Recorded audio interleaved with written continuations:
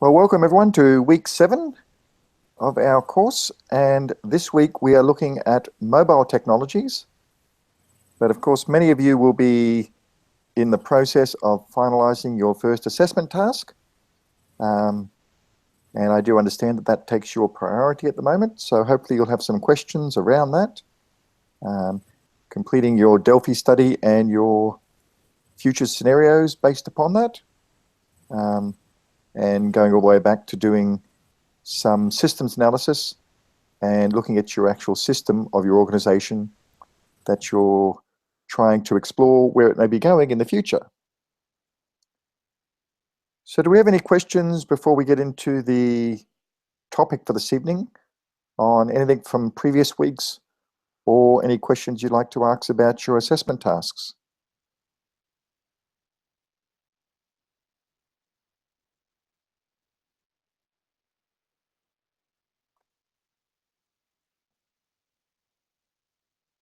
And I'll take that is a no, and that's a good thing, which means you're all well on track and are going to produce some wonderful examinations of where your organizations will be going in the future. And I look forward to reading those.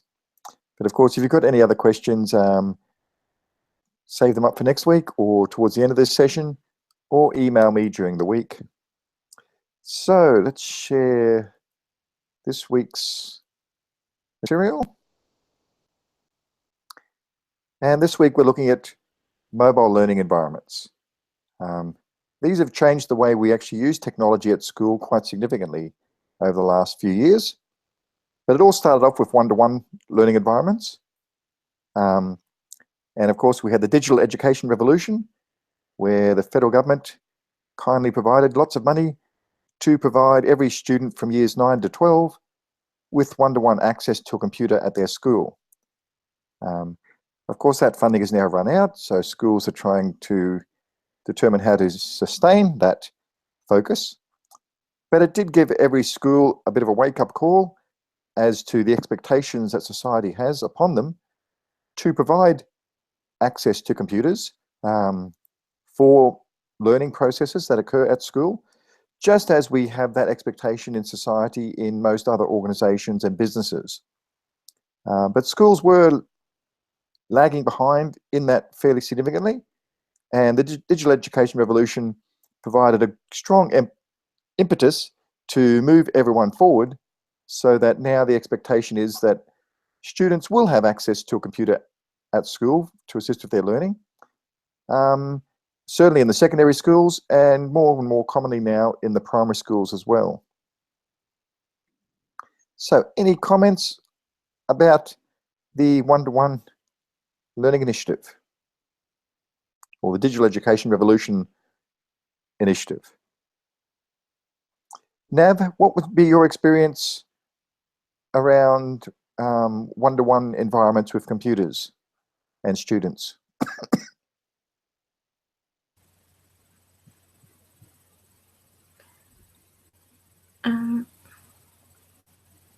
Do students usually have access to a computer that they can use?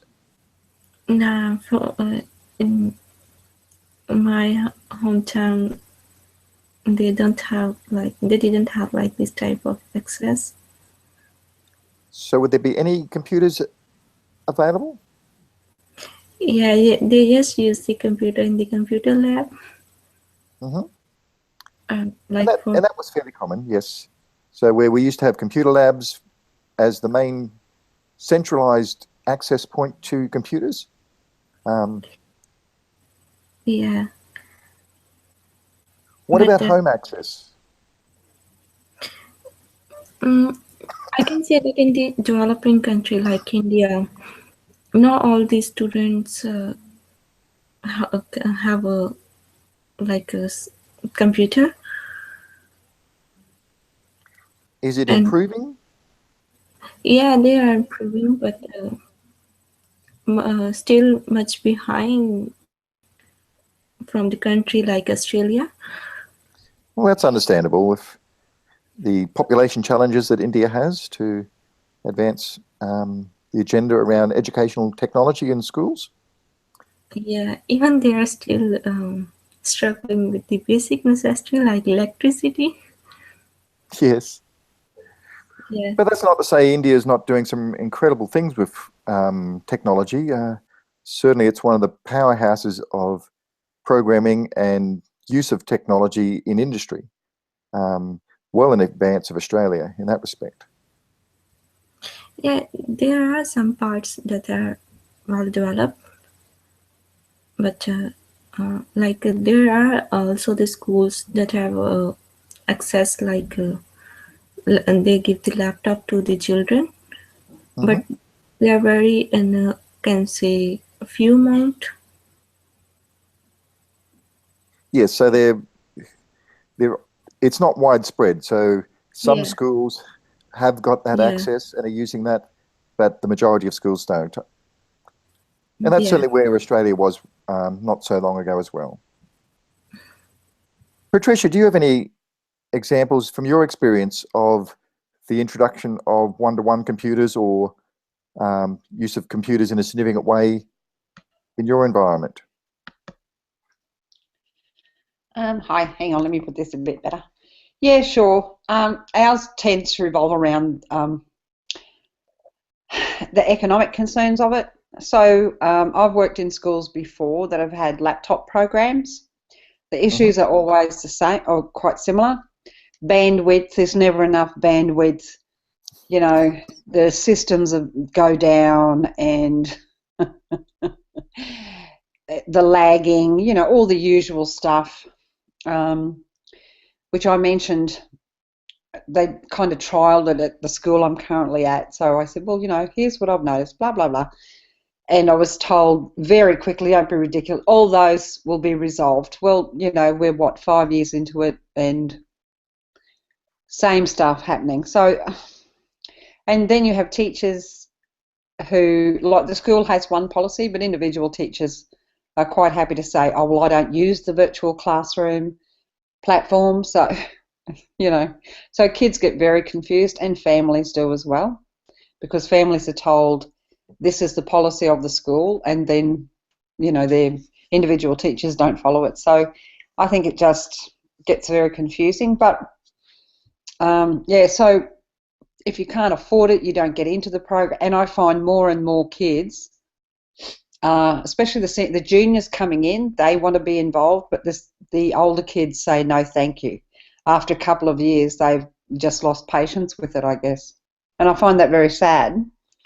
And then we have kids who can't afford the internet at home, so that creates issues because they can't get their homework done. You know, just the usual socio-economic stuff, really. Yes, and certainly it is a big challenge. But over time, have you seen things improving?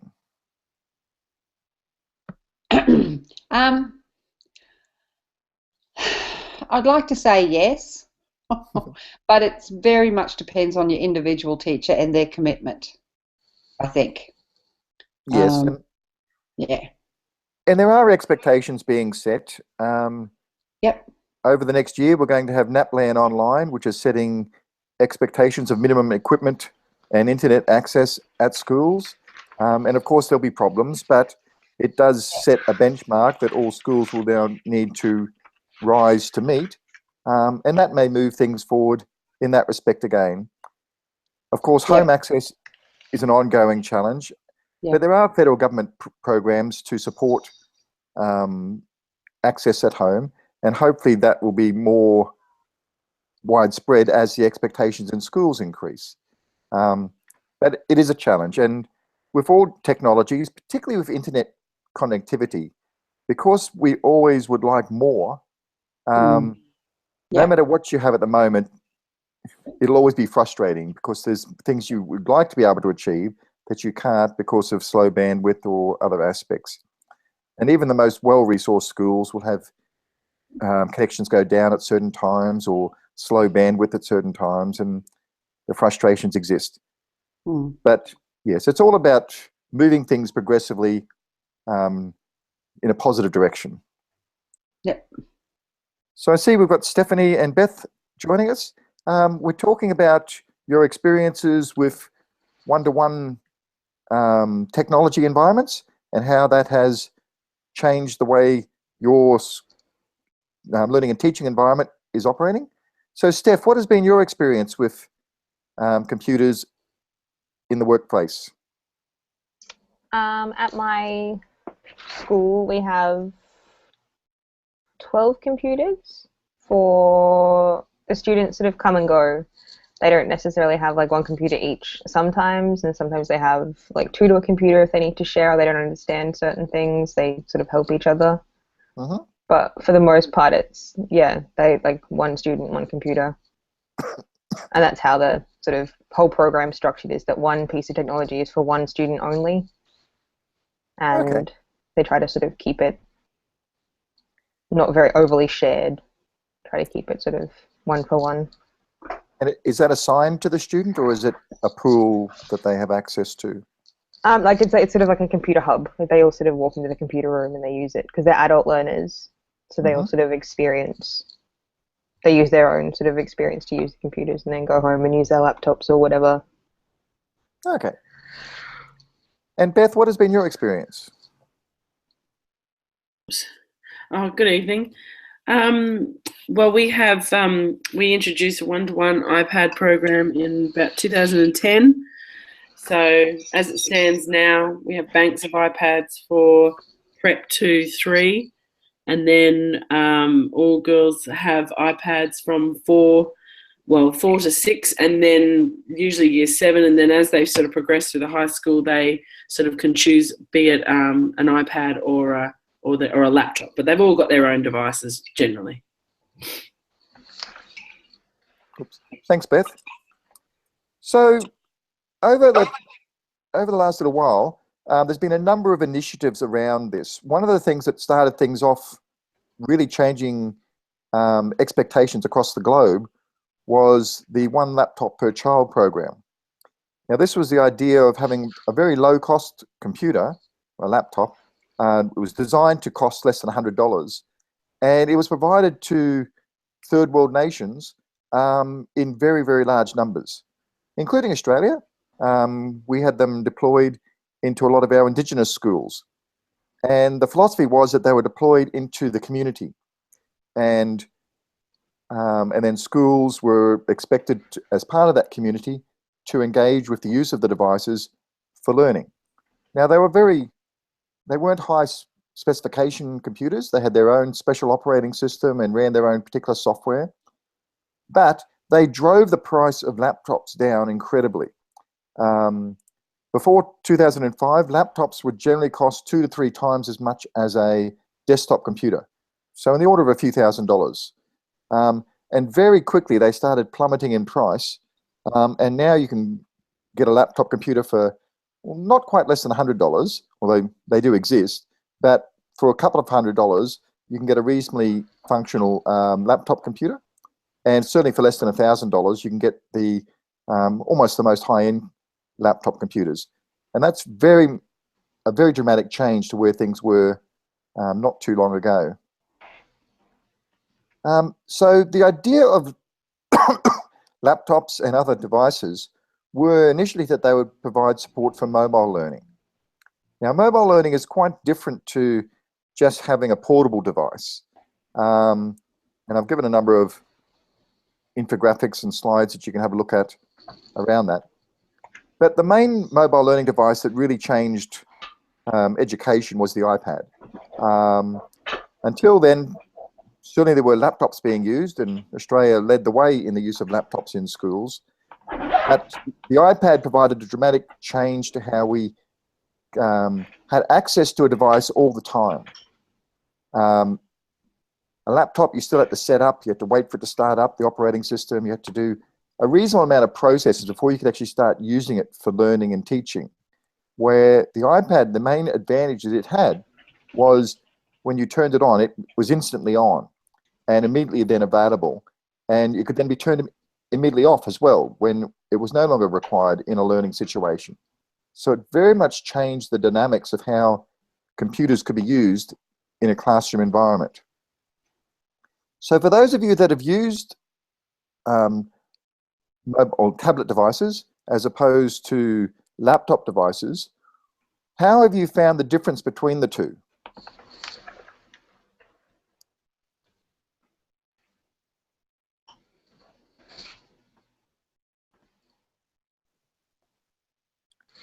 So I've mentioned one difference around the startup process, but there are other differences between tablet devices and laptop or desktop computers. Anyone want to suggest how they might use them differently? Or if you could think about how they might be used differently. Hi, Jason. Hi, Beth. Look, the best thing I think, the big thing I like about iPads is the fact that the kids can take them everywhere they go, so they're really functional in the way that they can go from lesson to lesson with them.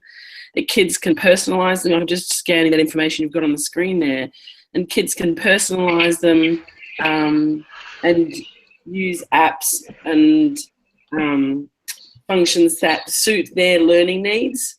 So I find and like you've got kids with dyslexia who are able to use different types of apps and functions within it. So it's that accessibility and functionality that I like the most.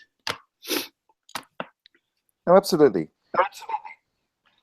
And certainly for use in other systems or other schooling environments and learning environments, one of the key reasons the iPad took off so much was because it was very difficult to centrally manage, which seems a bit counterintuitive, but it was one of the reasons why it gained such traction, because it was at a cost point whereby schools didn't need to purchase through centrally managed systems, and it was a device that couldn't be easily centrally managed, so teachers could actually take control over how it was used in the classrooms and what software was installed and so forth.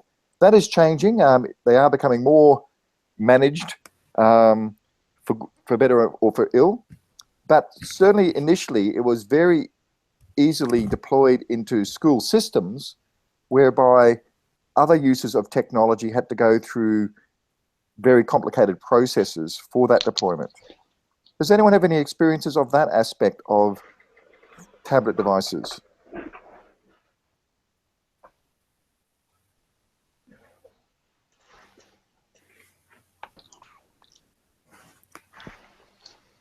Yeah, Jason, I don't know if I've mentioned it, sorry, but we received about 10 free iPads from the government about 3 or 4 years ago. Mm-hmm. And they basically still have yet to be used because the guy who's in charge of ICT at our school does not like Apple. So that's it. We bought the charge station, and every now and then a teacher may borrow one, but we're not allowed to put apps on them because they refuse to network them. I have been astonished that somebody in charge has not directed this guy and said, you know, these are a valuable resource for the school. We want to, network them, but nobody ever has. So our 10 free iPads just sit in the corner, basically. Well, that's disappointing, but I certainly understand the challenge of working with IT support, and particularly where they have decision-making authority over educators. It is quite common in schools. It is changing. More and more educators are being put in charge of IT managers, or IT managers are being required to work within the framework of the core purpose of educational institutions. But sometimes people can build little empires and have a lot of authority where others don't understand the technology.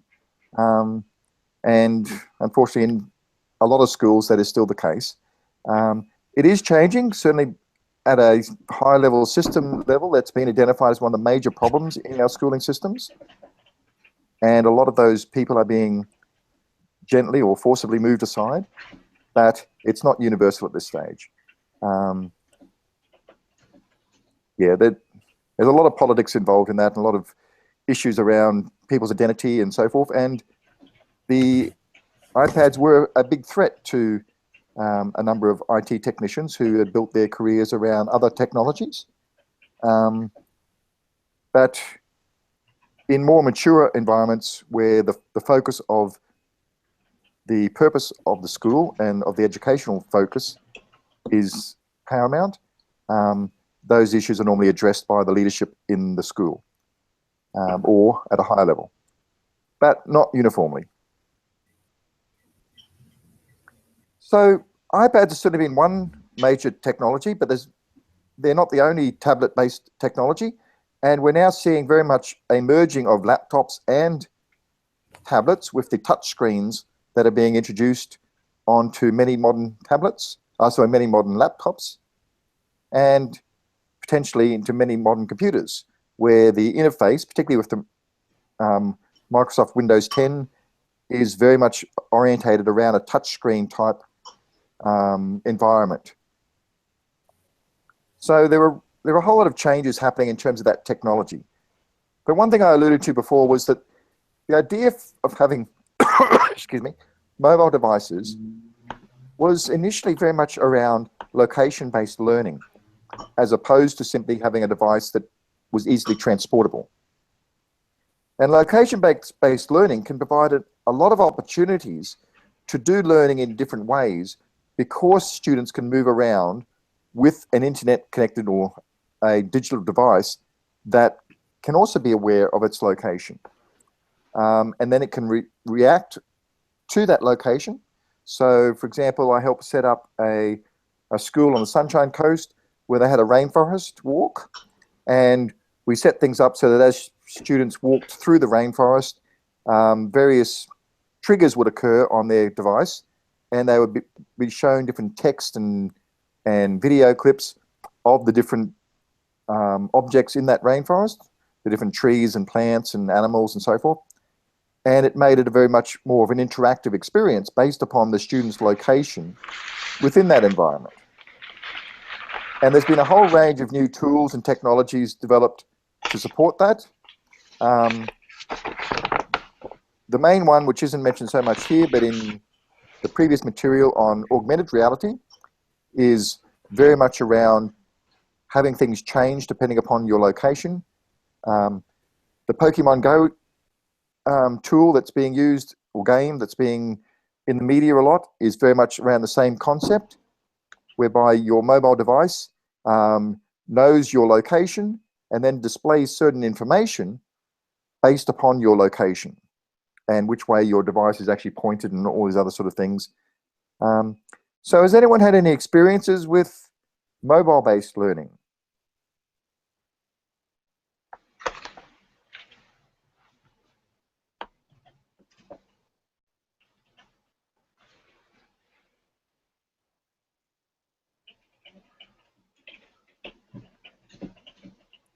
Okay then. So a few other examples. There was a school down in New South Wales that did a whole, they had a school camp that was held in the middle of Sydney. And students had to move around the central business district using their mobile devices and interacting with various locations over a period of, I think it was a 3-week period, doing a whole range of different activities and going to stores and going to museums and art galleries and parks and the Opera House and the Sydney Harbour Bridge, all managed by their mobile devices. And museums have used this for quite a while now, whereby if you go into a museum, you'll be given a device, very often now a tablet device, and as you move through the different displays, they'll provide additional information, and a bit like what we used to have as tour guides, but it would know where you are and what you're actually interested in. So there's a range of different examples there that you can have a look at to explore. And of course, the other aspect of mobile devices, particularly outside of school, has been social media and the use of tools such as Twitter and Facebook and all the other social media that can be constantly updated via a mobile device. Has anyone had any experiences of use of social media in an educational environment?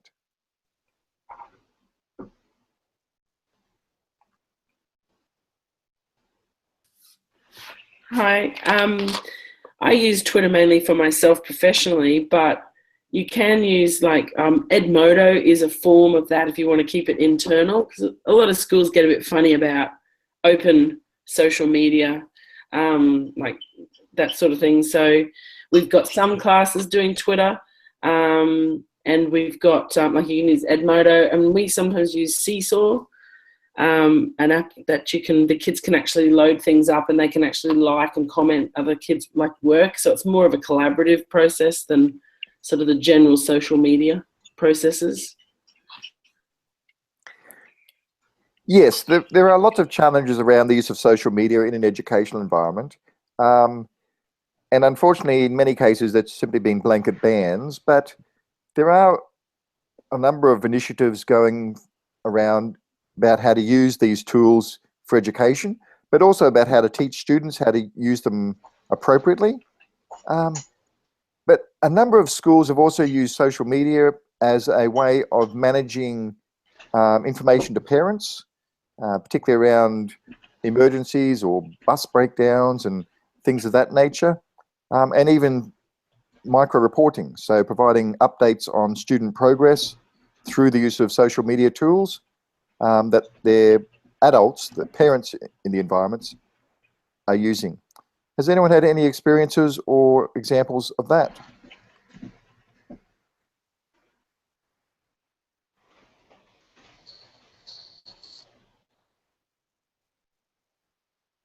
Okay. But I do have one good anecdote. It was for Catholic schools, that they had a blanket ban on the use of most social media. But it changed fairly dramatically a few years ago when the Pope wanted to communicate to all schools at once. And so there was a rather rapid rethink of the availability of the technology by papal decree. So there are ways of using these technologies effectively in school environments. But we need to manage those because there are potential dangers in the use of technologies such as social media. But there are a lot of advantages, and because they are now mainstreamed in society, we have a responsibility to prepare our students to use these technologies appropriately, and that needs to be then incorporated into our curriculum, which is slowly being done through the new digital technologies curriculum. Okay, so one of the big aspects of mobile devices has been mobile apps. Now, up until the advent of the iPhone, and then following on from that, the iPads, software was generally very difficult to access and install. Most people had the Office suite, and they might have had the Adobe suite or some other major software packages, but you normally only had about 5 or 6 major software applications on your computer. And for anyone to publish another piece of software was very, very difficult to get access to markets and so forth. That all changed overnight with the introduction of the iPhone and what is still called the App Store, where anyone could actually write a piece of software and publish it very, very easily through these app stores. And it exploded the whole software industry, where almost overnight, tens of thousands of very small computer programs were written and marketed through this online store, and people were able to purchase using their mobile devices, and that money was then able to go to the authors of the software, and it created an entire ecosystem that has sustained a revolution in software development over the last decade. And there's been lots and lots of educational applications then created. So the general idea of a mobile app was that it did one thing. Fairly simple. It might be some flashcards to help people learn the alphabet, or it might be a simple game, or a whole range of other applications. That is changing. Some of our apps are now getting almost to the level of sophistication of the software suites that used to dominate the industry, but they still offer the opportunity for almost anyone to create their own software and market it very easily through these app stores. Now, it's not just Apple now that has them. Every major platform has app stores, including Windows and Google and BlackBerry and all the rest. But it has made schools in particular have the opportunity to get access to software for very specific niche needs, where in the past they would have to go through a very complicated process of getting authorization to use that software and all the rest. So what have been people's experiences with apps, and have you had a favorite app that you use with your students and in your teaching?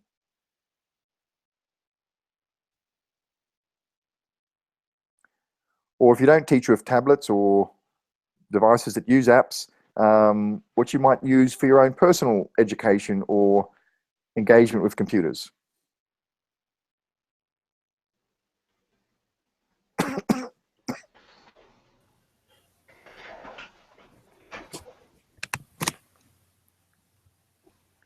So Nab, do you have an app that you use?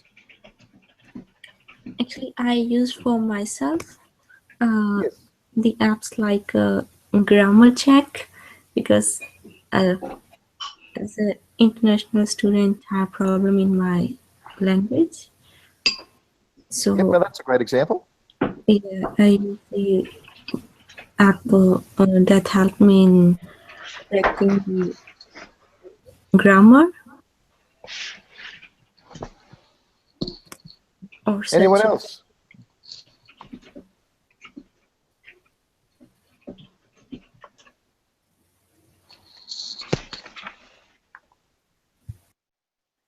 Okay, so there's lots of apps available. And there's even apps that you can use for creating apps. Little Story Maker and Book Creator are nice simple apps that you can use to create simple stories on a mobile device. And then there are more complicated ones that you can use to design and create your own apps. AppSpa and the MIT App Inventor, which is used for Android devices, are very common and easy to use. Creating your own fully fledged app, particularly for use in the Apple ecosystem, can be quite involved. Of course, Apple imposes quite a high level of quality control on the apps that they permit to be used through their app stores. But it's certainly not impossible, and many students create their own apps as part of assessment or for their own interest. And a lot of teachers create their own apps.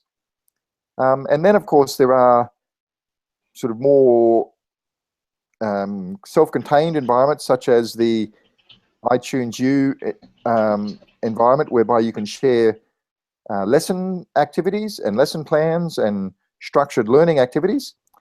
And we have the iBooks environment, which isn't an app, but it does let you produce ebooks, or in this case, iBooks, that can then be made available through a similar system to the App Store, but distributed through to mobile devices that people can then purchase or distributed for free, and that they can download and have made available then to their students to use for learning. So there's a few other different app designers there that I sort of list, but fundamentally, excuse me, apps and mobile devices have changed the way that we use computers quite significantly in schools. So much so that desktops and laptops are now changing to work in the same sort of way for distributing software and for making that software available to others. Okay, so that's been a bit of an overview of mobile devices and mobile technologies. So as you come to consider your implementation plans for your organization, you could think about where mobile technology is going. There are a few changes happening in the future. Certainly tablets and tablets have been getting larger. There was a time when they were getting smaller and mobile phone screens were getting smaller and smaller. That's now changed and they're starting to get larger and larger again. Certainly tablets are getting larger and larger. So much so that they're going to be the same size as our laptops. Pretty much they almost are now. And so the blending of laptops and tablets is is occurring, and we probably won't even call laptops much longer. They'll simply be tablet devices. Some will have keyboards, some won't, and there'll be a whole lot of different iterations around that. But the distinction between tablets and laptops is rapidly disappearing. We still have desktops, which are more fixed-based computers, but again, the trend now is towards incorporating the computer with the screen, and then you attach a keyboard and a mouse, and pretty much that's your computer, rather than having a computer and a screen all separated. So even that, they're blending, and they're really just becoming a laptop or tablet device that is fixed in one location. So we may see a blending of those, and we'll only ever have tablets in the near future. But there are other challenges in terms of technology to that. The whole visor-based interface to computers, where we'll wear goggles that will then replace the need for a screen. That's certainly on the tables with the new virtual reality interfaces and operating systems that are being developed. And they then lead into advantages around augmented reality, whereby the goggles that we can see through to see part of the real world, and then we can overlay information about the real world on what we see. So that's another direction that technology is taking. And then we have other, probably more far-fetched technologies at the moment, whereby we build the technology into our bodies and our clothing so that we interact with the internet and so forth through touching various parts of our hands or bodies or clothing, and interact with things that way. And they've got projectors that will project onto your wrist and as a screen, and a whole lot of other aspects like that.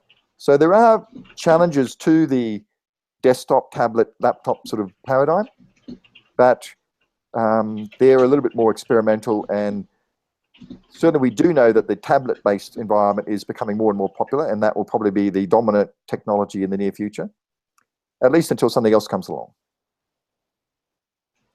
So do we have any questions or comments about mobile devices that we've discussed this evening?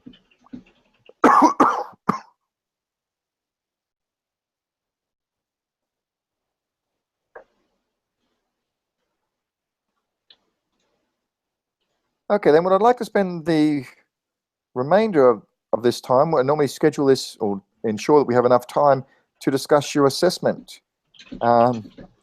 Most of you should be working through your first assessment item. If you've got any questions or comments you'd like to make about that, and then we could start discussing your second assessment item. Although I know most of you are still focused on the first one.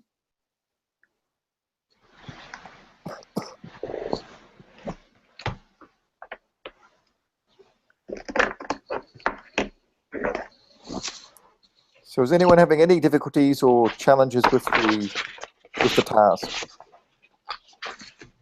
It's a reasonably simple, straightforward task. Jason, I know I asked this question last time, but now that I've actually sort of, I'm down to the nitty gritty of coming up with my two scenarios. I feel like my two scenarios are too close, and I feel like I'm not going to have enough, or I'm just sort of stuck before I start, as I always am. I've sort of, after my data gathering, I've got to a point where I'm sort of really looking at the reading of the roles of the teachers in a school. But then I sort of don't know, that's sort of like the big thing that we're trying to do at the moment, get teacher buy-in, and change the pedagogy behind what we're actually doing. And then that's an area, but I'm stuck on the second. But we've got a big push for STEM projects and that sort of thing. So I'm a bit of clarity on that again, if you don't mind. Okay. Well, if you're having difficulties framing scenarios, one approach is to look at extremes. Okay.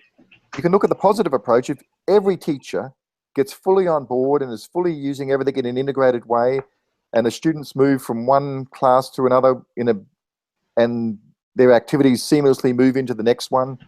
So talking about the ideal in a perfect environment where everything is matched, all the technologies available, all the teachers are on board and using it fully, all the students are on board and fully using it, all the parents are on board, what would that environment be like? And then you can look, well, another extreme is if it's really, really hard. If there's a big parental and student backlash, all the challenges that might need to be overcome and all those aspects. But if you don't want to take the negative perspective, you could look at different technologies. So what might happen if, for example, you integrated with a number of other schools?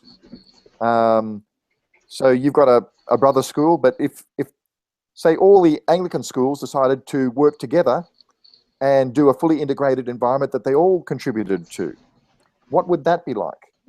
Now, that would be a different direction that you could explore and undertake some investigation into. Or potentially a new technology comes on board.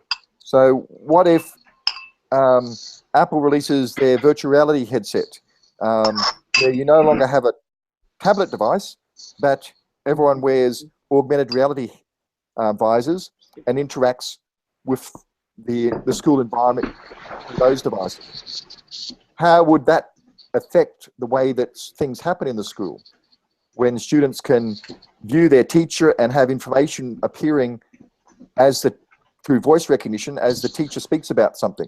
So if the teacher mentions Leonardo da Vinci, automatically in the student's vision, a whole lot of information starts appearing about that.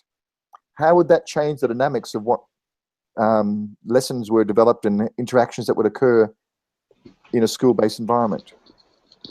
So there could be a whole range of things that you could explore based upon the technology or based around the organizational structures of the school. Or it could be there's a backlash against the use of iPads in schools, which there is in a number of schools happening at the moment, where parents are insisting that they're not used as frequently and as commonly. There could be a move back to insisting that all the students learn handwriting and spend no more than a third of their schooling on tablet devices. How would the school have to change to cope with that sort of imposition? Okay. So I know some of those might be far-fetched, but that's the idea of scenarios. You can explore different options through them. So if I, sorry, so if I took something like all of the teachers on board aspect, and then maybe a contrasting version of that would be like, okay, maybe we've got the teachers on board at this point, but then what if something new comes in, technology-wise? How are we going to adapt and keep the teachers on board? Is that sort of what I want to do? Yes, or like ideally you should have some triggers coming from the material that you've gained. But say as a hypothetical, you had a new principal coming on board that wasn't supportive of technology. Okay. And insisted on certain things being done. Say for NAPLAN, or for some other processes, they're insisting that all students had to spend some time doing other things other than what was currently being envisaged. Okay. They're the sorts of scenarios you could build out. Yeah. But try as much as you can to draw upon your systems analysis and the Delphi survey. So there may be something here where someone prompts you that you can take along in the direction of a scenario. Okay. Yeah, the big thing is getting the teachers on board. That's the big thing that's come through. It is.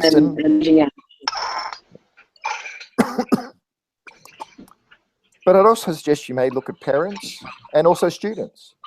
There is quite a bit of backlash against tablet devices for students in senior schools in a lot of schools at the moment, where students are being frustrated with the limitations of tablet devices over more traditional laptop devices for doing a lot of word processing and assignment work and things of that nature. So I'm not sure if that's happening in your environment, but that's an area that could be explored and teased out. Okay. And about 600 words of each, is that one of the suggestions? Let me just check to confirm so I don't say the wrong thing. And then there's another 300 at the end on the usefulness of the predictions. Is that basically your summary of how all of everything is, like the study's been used to inform the decisions made in the scenario?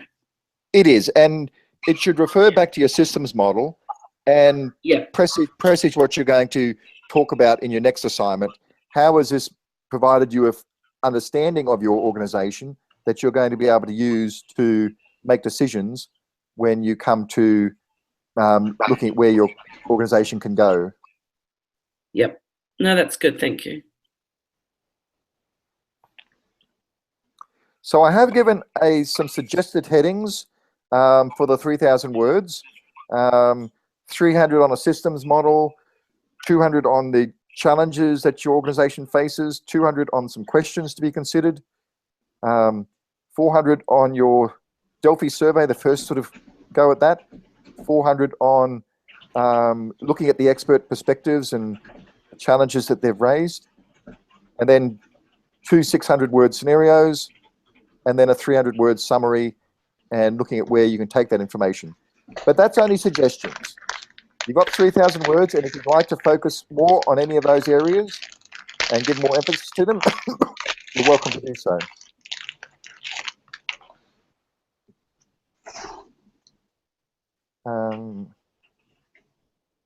Yep. So do we have any other questions about the assessment task?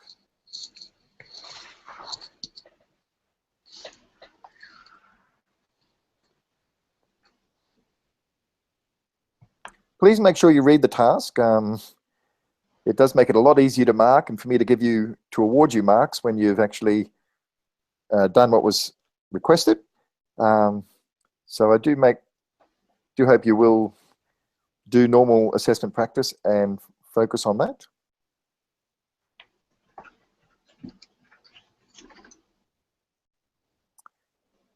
Okay then, well, if there's no other questions, we might wrap things up and then you can get back to your assignments.